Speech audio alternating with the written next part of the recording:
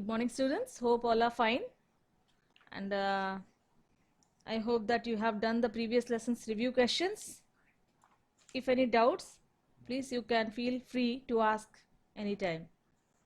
So let us now begin with the second lesson, that is our cell, which is about the unit of life. The cell, which is also called as the unit of life. Now you have already learned that bio is the study of living organisms in the previous chapter. So it said that there's a huge range of living organisms from the microscopic amoeba to the huge blue whale. And you know, everything in this world is made up of, I'm speaking about living things. I mean to say that only living beings, they are made up of a cell or which is also called as a unit of life. So it said that all living organisms have a basic feature which is in common. I mean to say they are made up of building blocks called as the cells. So here we can say that the cell is the fundamental structural and functional unit of life. See that cell is the fundamental structural and functional unit of all living beings. What does that mean? It means it is the smallest part of the body of an organism which is capable of independent existence and of performing the essential function of life. It means we can say that even if it is a minute organism or it's a huge animal, each and everything is made up of this cell. That's why we can say that everything is made up of a building block called the cell. And they are capable of independent existence. Every organ in our body, the skin, the brain, the muscle, or even the bone, is composed of hundreds of thousands of such cells. In the same way, every part of a plant, in case of leaf, the flowers, the roots, and even the wood, it's also composed of an exceedingly large number of cells. Every cell has its own life. Old and weak cells in the body continually die and are replaced by new cells. For example, our RBC in the blood, they also die after about some days, and the lifespan of RBC is around 120 days. So it's said that all organisms, including ourselves, start our life as a single cell, and that is called as the zygote. We human beings also start our life beginning with a single cell, which is called a zygote. In fact, cells are so microscopic or so small or they are so minute that they cannot be seen with our naked eyes. For that we need some microscopes, some magnifying aids in the form of microscope. It was therefore natural that their existence could not be detected by man in the early days or early years, until and unless the human being invented magnifying aids in the form of microscope. So, our next segment is the invention of microscope and the discovery of cell. First microscope was constructed by Dutch scientist whose name was Antony van Leeuwenhoek from the year 1632 to 1723. And he was an ordinary public official who ground lenses and made microscopic observation as a hobby. Intentionally, he was not in a purpose to make a microscope. Rather, his hobby was to make some observations under some lenses. He is said to have constructed 400 microscopes. And basically, all his microscope consisted of a single biconvex lens, which is also called as a simple microscope. And some of these microscopes had a considerable magnifying power up to 200 times.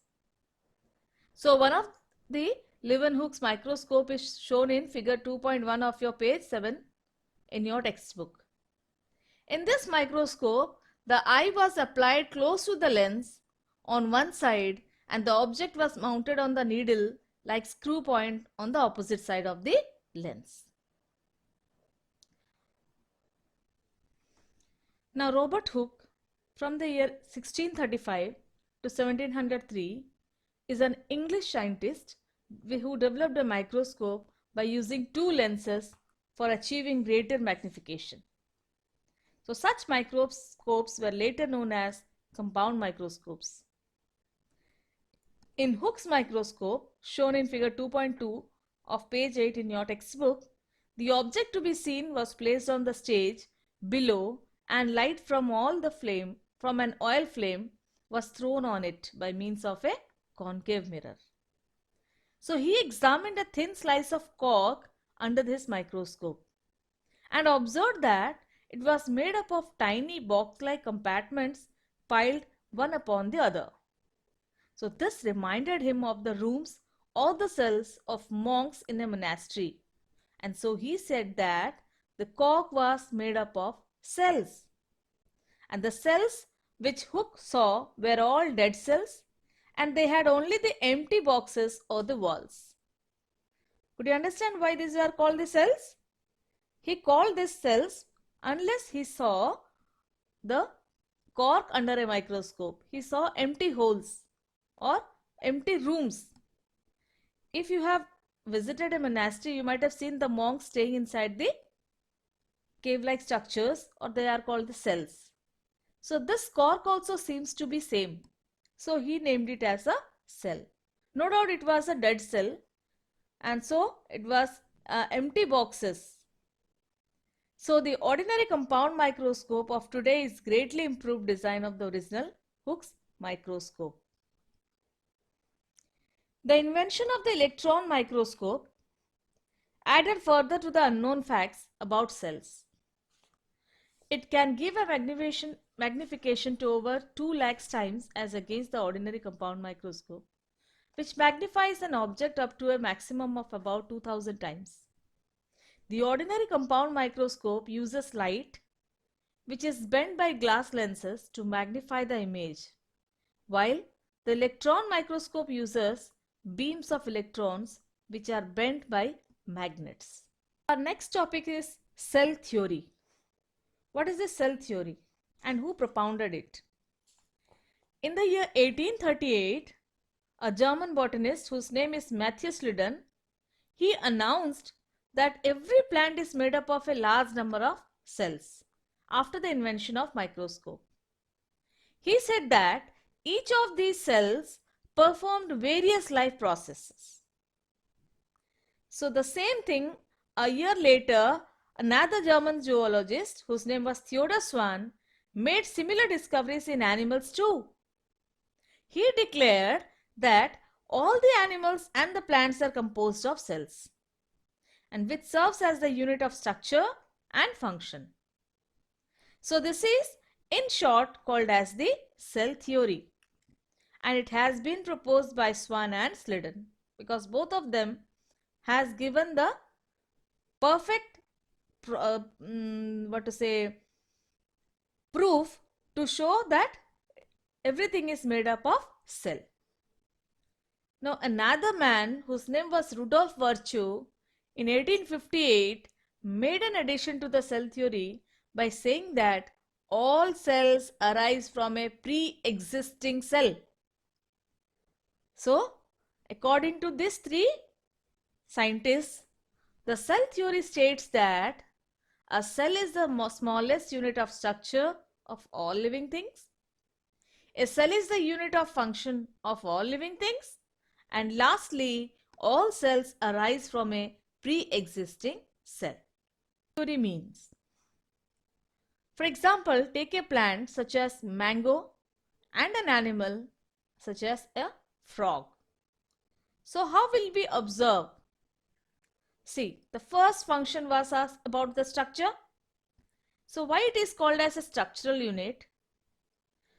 If we take any part of the body of a frog or any part of a mango plant and examine under a microscope, it will show a cellular structure. That proves that it's a structural unit. What is this functional unit? Any function in the body of a frog or in a mango plant is due to the activity in its cell.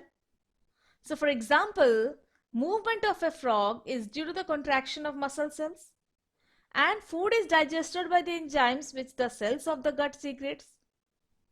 And digested food is absorbed by the cells, and absorbed food is used by the cells in various metabolic activities. So this proves the functional unit of that cell in a frog. In the same way, if we see it in a mango plant, photosynthesis occurs in the cells of leaves.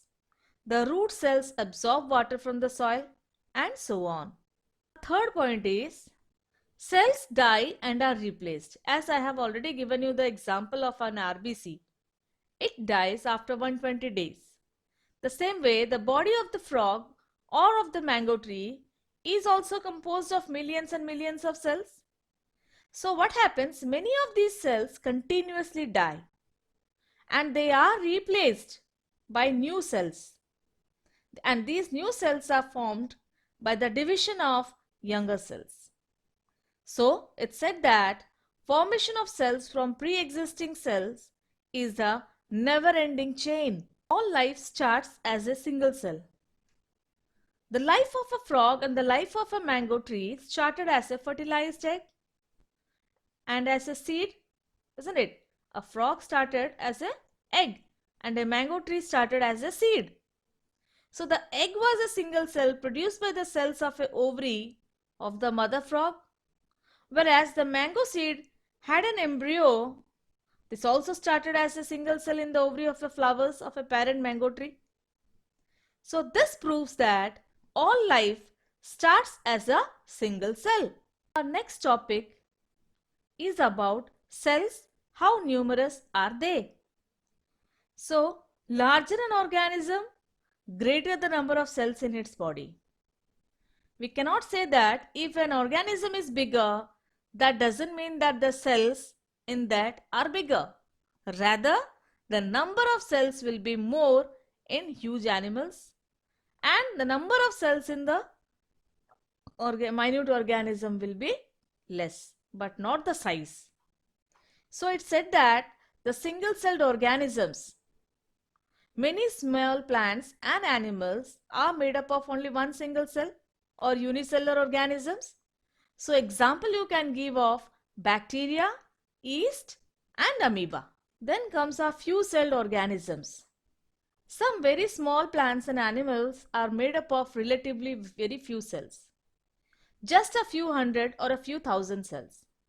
So for example, you can give of Spirogyra and Volvox. Whereas multicellular organisms are most plants and animals which we see around us, including ourselves. We are made up of millions and billions of cells. So example you can give of a human being or a mango tree or a neem tree, etc. Now our next topic is cells. How small are they? It's said that cells are very small and are seen only with a microscope. We have already seen in the beginning that unless and until a microscope was discovered, no one was aware of what is cell. So, when we come to the size of the cell, smallest cells are the bacteria, whose diameter is only about 0.3 to 5.0 micrometer, and about our RBC, which is about 7 micrometer in the human body. That was about the smallest cells. Now when we speak about the longest cells are the nerve cells. So imagine a nerve cell extending from your fingertip up to the spinal cord inside your backbone. When we come to the largest cells are the bird's egg. In fact, it's the ostrich's egg. And it's the single largest cell in the living world today. The white albumen of the egg and the egg's shell are extra parts added to the actual egg as it passes down the reproductive tract. So this is what we can say about which are the smallest cell, which are the longest cells, and which are the largest cells. Smallness of cells are greater efficiency. It's said that the cells are so much small which gives a greater efficiency to them.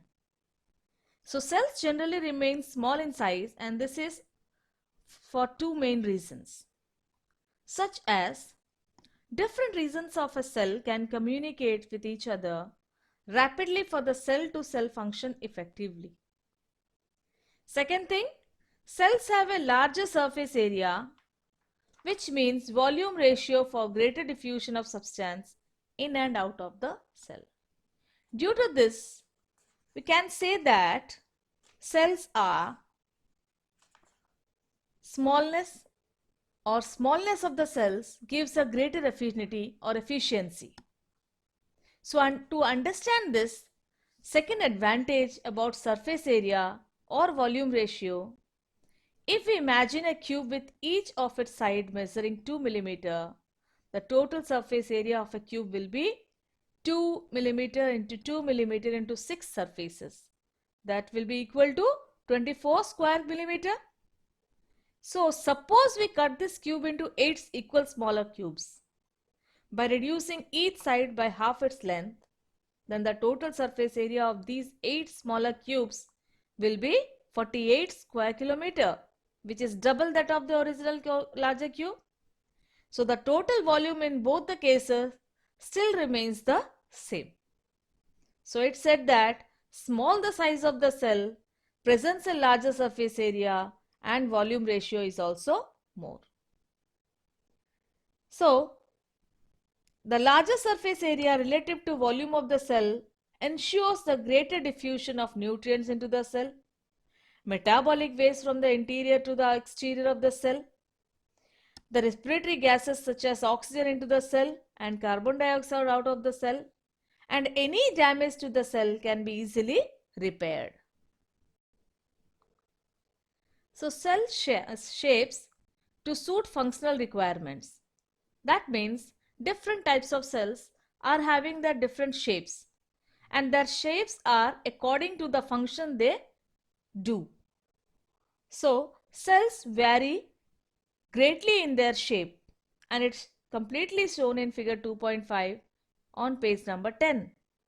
These may be disc-like, polygonal, rectangular, cuboid, thread-like, branched, or even irregular. And these shapes of cells are often to the different functions they perform. Their shapes are according to their functions they perform. For example, human RBC are circular and biconcave. And for what they are, their shape is like that? So that they can pass through the narrow capillaries of the walls and transport oxygen efficiently. The same way, WBC, which is amoeboid shape, they can squeeze out through the capillary walls. So according to their function, their shape is such. Now when we talk about the nerve cells, they are long enough to conduct impulses from distant parts of the body to the brain and vice versa. In the same way, muscle cells are long and contractile so that they can pull or squeeze their parts. Another cell called the guard cells, which is present in the stromatal pore of the leaves, are bean shaped, and it is bean shaped so that it can close and open the pore when required. This was all about the shapes, size and efficiency of the cells. So after that we have the progress check. Please try to complete it. Next class I'll give you the previous class questions and answers and these progress check answers. Till then, please go through the whole lesson about the introduction of cell. After that, we will continue with the structure of a cell, which is going to be a very important lesson because the same lesson is being repeated in your 10th standard or in your ICSE board exam. So till that, stay safe, stay healthy and goodbye.